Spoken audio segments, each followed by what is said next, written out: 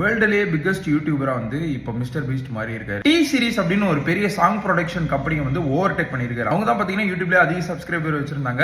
அதை தாண்டி mister Beast போயிருக்காரு. இப்போ இந்த கட்டத்தை அடையிறதுக்கு மிஸ்டர் பீஸ்ட் நிறைய ஸ்ட்ராட்டஜி யூஸ் பண்ணிருக்காரு. மிஸ்டர் பீஸ்ட் 6000 அப்படின்னு ஒரு சேனல் ஸ்டார்ட் பண்ணி சாதாரண குட்டி குட்டி கேமிங் வீடியோஸ் எல்லாம் போட்டுட்டு இருந்த அவரு அடுத்த லெவலுக்கு போகணும்னா பெரிய லெவல் யூடியூபர்ஸ் உடைய அட்டென்ஷனை கிராப் பண்ணும் அப்படின்றது தோணிச்சு. அதே தொடர்ந்து அப்போதைக்கு யூடியூப்ல பெரிய கண்டென்ட் கிரியேட்டரான பியூடிபையை எப்படியாவது இம்ப்ரெஸ் பண்ண பார்த்தாரு. இதை தொடர்ந்து பியூடிபையோட நேமே கிட்டத்தட்ட 1 மில்லியன் டைம் சொல்றதா இருக்கட்டும். அந்த டைம்ல பாத்தீங்கன்னா பியூடிபைக்கும் டி சீரிஸும் கூட வந்து சண்டை வந்துச்சு. யார் அதிக ஃபாலோவர்ஸ் எடுக்க போறா யூடியூப்ல. அதற்கும் பாத்தீங்கன்னா மிஸ்டர் பீஸ்ட் வந்து பியூடிபை நேம்ல பெரிய கட் அவுட்ஸ் எல்லாம் அங்கங்க வச்சிருந்தாரு. இது மட்டும் இல்லாமல் அப்போதைக்கு இவரை விட அதிக ஃபாலோவர்ஸ் வச்சிருந்து ஜேக் பால கூட வந்து இவர் இம்ப்ரெஸ் பண்றேன்னு சொல்லி நிறைய வீடியோஸ் எல்லாம் பண்ணியிருந்தாரு. இன்னைக்கு மிஸ்டர் பீஸ்ட் உங்க எல்லாருமே ஓவர்டேக் பண்ணதாலேயோ என்னமோ இவங்களை வச்சு வீடியோ போறது இல்ல. சோ இதெல்லாம் நான் ஏன் சொல்றேன் அப்படி பாத்தீங்கன்னா நம்ம தமிழ் யூடியூபர்ஸ் கூட நம்மளுடைய மிஸ்டர் பீஸ்டோட ஸ்ட்ராட்டஜி யூஸ் பண்ணிருக்காங்க. மிஸ்டர் பீஸ்ட் அதிக ஃபாலோவர்ஸ் எடுத்ததுக்கு வந்து பில் போர்ட்லாம் வச்சிருக்காங்க. சோ ஒரு பெரிய யூடியூபரை இம்ப்ரெஸ் பண்ணோம், அவங்களுடைய விசிபிலிட்டி நம்ம மேல இருக்கணும் அப்படின்றதுக்கு இந்த மாதிரி